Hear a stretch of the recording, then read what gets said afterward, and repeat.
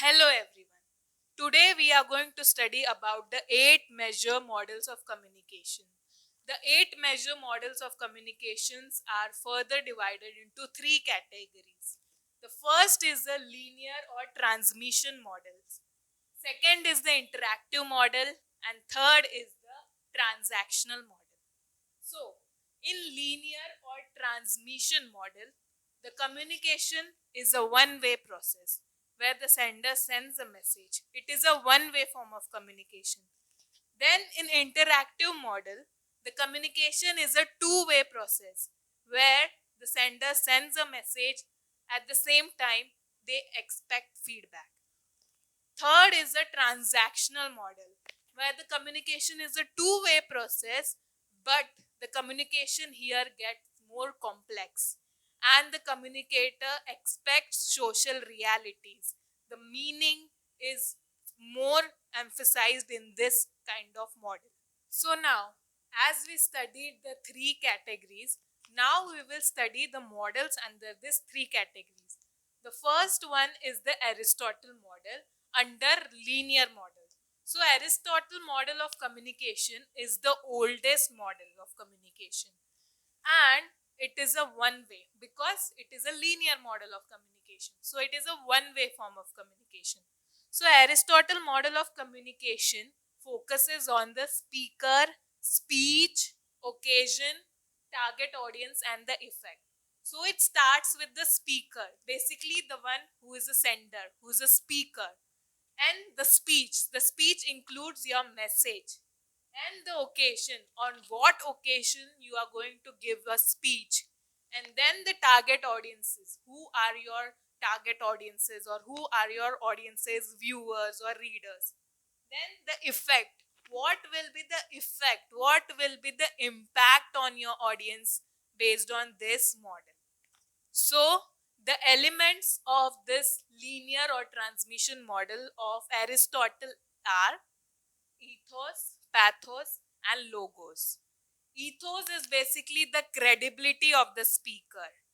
The speech which he is going to deliver, are the words or the meaning behind the speech are credible or not. So it includes ethos. Then pathos. Pathos are your emotions. The emotions of the speaker while giving a speech are called pathos. And the logos. Logos are basically the logic. Whatever you are speaking should include or must contain some logic. So these are the 3 elements of Aristotle model of communication. The second we have is the Laswell's model of communication. It is again a linear model of communication, which is a one-way process. So the aspects of Laswell's model of communication are: who says what, in which channel, to whom, with what effect. It means who is the communicator who is giving a message. Says what is a message, what exactly he wants to say. In which channel, through which medium he is going to use to deliver his message. Then to whom? To whom he is going to deliver message? Who are his target audiences? So to whom? And then to whom is basically your receiver. Then with what effect? What effect your message is going to be having in public. So with what effect? What impact? So these are the aspects of Laswell's model. Who says what, in which channel, to whom, with what effect. The third model of communication is the Shannon and viewer model of communication. It is also called as the information theory. The Shannon and viewer model of communication is the very important model of communication. So, the elements of the Shannon and viewer model of communication are sender, encoder, channel, decoder, and receiver. Sender is a person who sends a message. Encoder is a person where the messages are broken down into symbolic forms. Channel is a medium. Decoder is where you understand message where you try to interpret those messages, where you try to decode those messages received from the sender. Then receiver is the process and the last stage where you receive the message. Okay, so these are the elements of Shannon and viewer model. Shannon and viewer model is also called as mother of all the communication models because this model of communication is most influential model of communication. Fourth is the Berlow's SMCR model. SMCR. S stands for source, M stands for message, C stands for channel, and R stands for receiver. So, source is basically from where you get your information. That is called your source of information. Then message is what message you got from that source. Then channel is basically the medium through which you receive your message. Then receiver are your target audience or the person you're trying to deliver your message to. Okay, now here we can understand this through one example. Suppose you're watching a TV news channel. The presenter, the news anchor is your source. The message which she delivers is the message. The news which she delivers is your message. The channel is your television. The TV is used as a medium to deliver message. So, television is the channel. And receiver are we, the audience, the viewers who are viewing that channel, who are viewing that news are called as a receiver. So, this is basic Berlow's SMCR model of communication.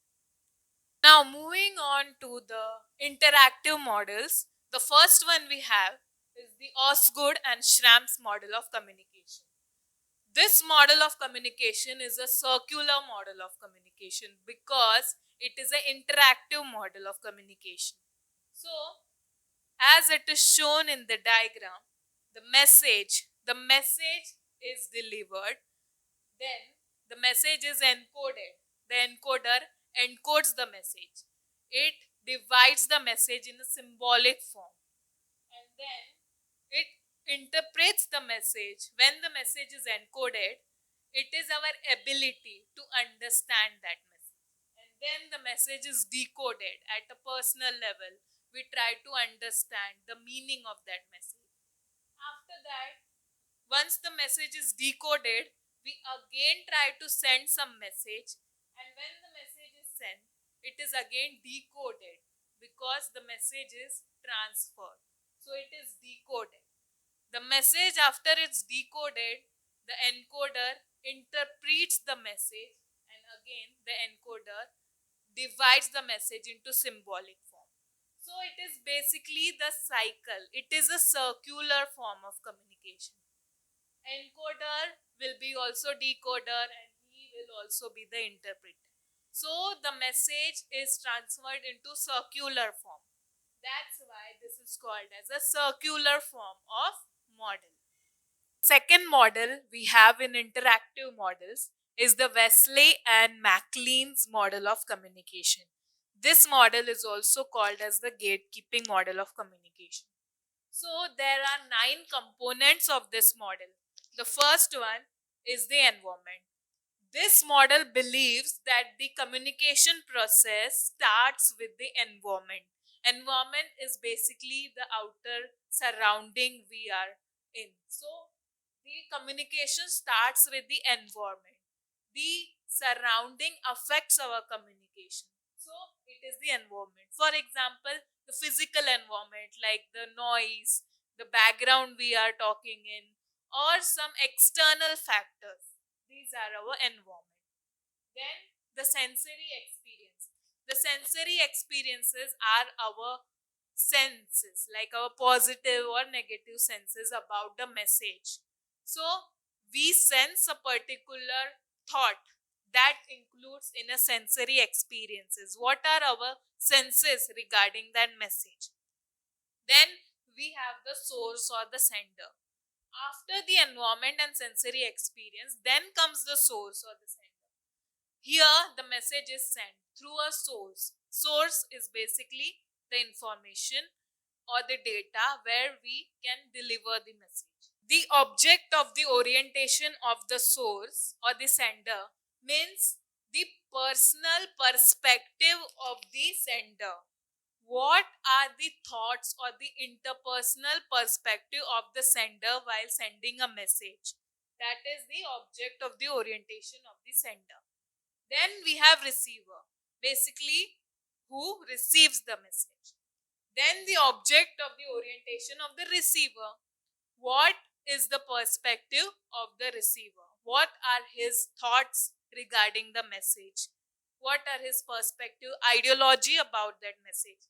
It is the orientation of the receiver. Then we have a feedback. Feedback is basically when we receive a message, we are trying to connect back to the sender.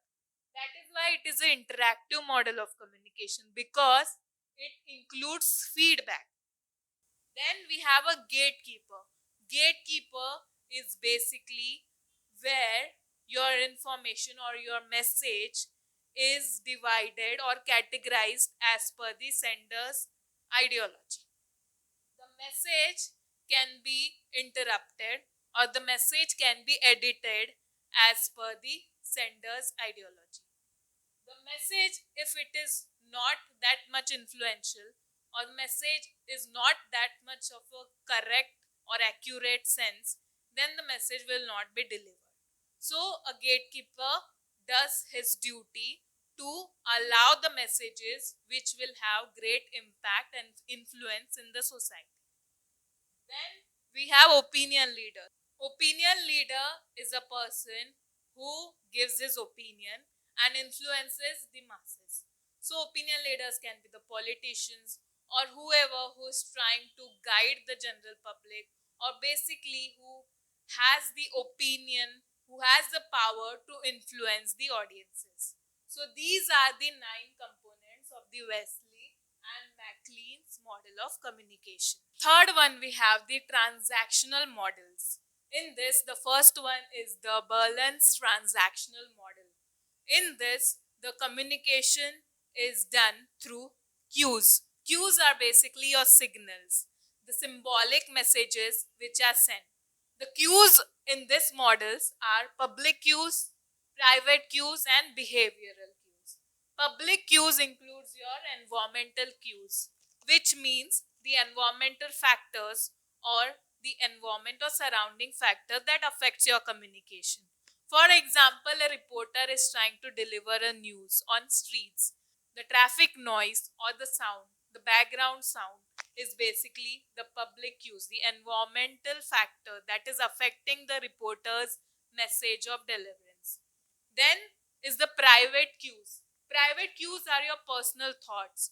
You are delivering a message, but your mind is thinking about something else and you are not trying to focus on that particular message. The psychological factors or your interpersonal mindset or the ideologies are your personal thoughts. Behavioral cues are your verbal and non-verbal actions. Verbals are basically through words, the message which are delivered through words, through written or spoken form. Non-verbal is through actions like body language or any other action which does not include your words. So, this is basically the transactional model of the Berlin's model of communication. Last, we have the transactional model of helical model. Helical model of communication. It is a model of communication where communication is formed in a helix form. Like it is a spiral form of communication. A sender sends a message and the receiver receives it, and again the sender and the receiver sends a message in a helical form, that is in a spiral form. Every feedback of that said message forms into another statement. For example, if I'm sending a message to a receiver, the receiver will interpret the message in its own way and then will form another meaning of my message. So the messages gets on continuously transformed from sender to receiver. So it is a continuous process where the meaning and the feedback will form into another statement and the process will go on. So it is a spiral form of communication. So we have completed the 8 models of communication. We learnt about the linear and transmission model, which included Aristotle model, Lasswell's model, the Shannon and Viewer model, and the Berlow's SMCR model.